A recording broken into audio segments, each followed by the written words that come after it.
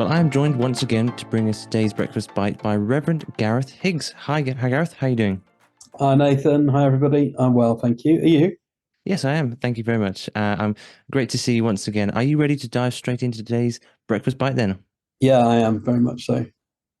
Okay, so I've just been reading up to Easter this week, and just been reminded of an evening that took place in the lead up to Easter, and um, and it's recorded in John's Gospel, and it's an incredible moment, really, because it's a point where Jesus decides that he's going to wash the feet of his disciples, and you can find an account of it in John's Gospel, chapter 13. Um, Jesus says that he's setting an example for us to follow, and that word that's translated, or usually translated example, is kind of like a plan or a model, like something from the technical drawing world. So if you kind of trace the outline of a mold or a design, you can carefully copy what's already there. That's what he means. Jesus is saying, carefully copy what I'm doing. And what is it that he does in this quite strange encounter just before his crucifixion? Well, he takes off his robe, ties it around his waist, and kneels down to wash the feet of his disciples. He deliberately does something that not even Jewish slaves commonly did. It was reserved for Gentile slaves, and Jesus is in a community of Jews at the time. So he's deliberately positioning himself as kind of the lowest of the low in that little group of people. He's deliberately taking the nature of a servant, a slave, to wash the feet of his disciples. He's putting other people above himself. It's says the New International Version in the old translation. It's Jesus showing the extent of his love. It's not just an example to follow, but actually it's a demonstration of how wide God's love is, that he would stoop even to serve the fallible and mistake-prone disciples, even Judas, who is about to betray Jesus. And it's a good pattern for us to mirror. It may not be that washing people's feet is the exact replica. In fact, probably a more kind of closer equivalent would be for us to go around and wash people's bathrooms and toilets for them if we really wanted to. But and that might be something we want to do as an act of service. But actually, it's just the general pattern of preferring other people to ourselves, that general pattern of loving action and service. In our culture, love is often mixed up with romance and sentiment and feeling. And of course, that's a part of what love is. But love is, in the Bible's understanding, more akin to action. You show and demonstrate and act out love. It is something that you do rather than you feel. And Jesus is modeling that as he serves his friends. But of course, it's something else going on too. It's a foreshadowing of what's to come a few hours later in the setting of this passage. Jesus will go on to be crucified, then he'll go on to be raised again.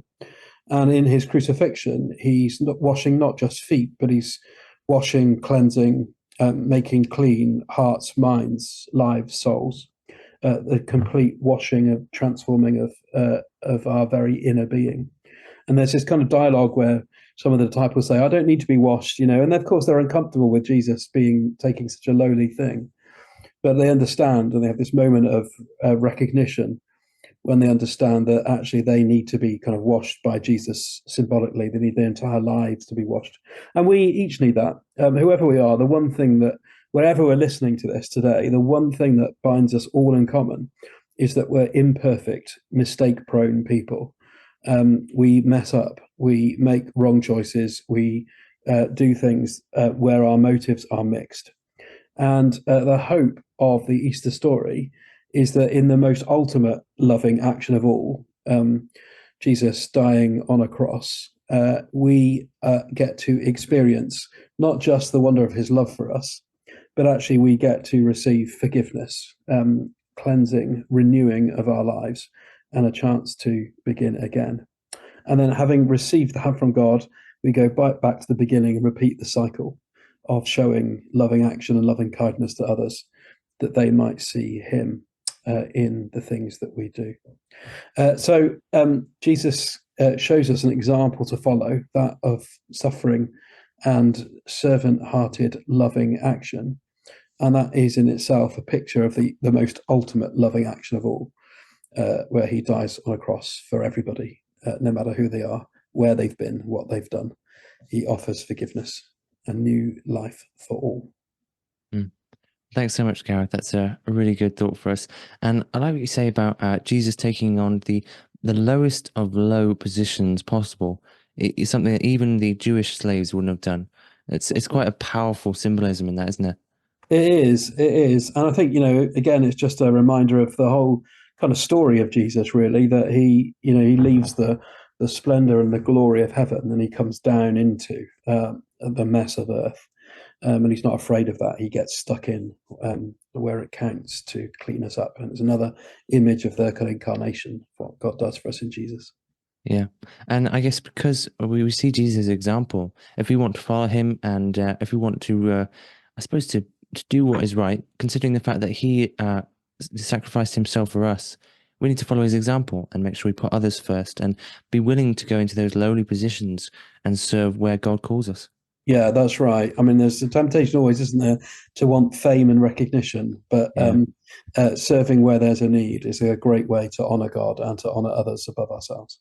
Yeah, absolutely. Well, thanks so much, Gareth. Thanks for bringing us today's breakfast bite, and I look forward to another one next week. Great. Take care.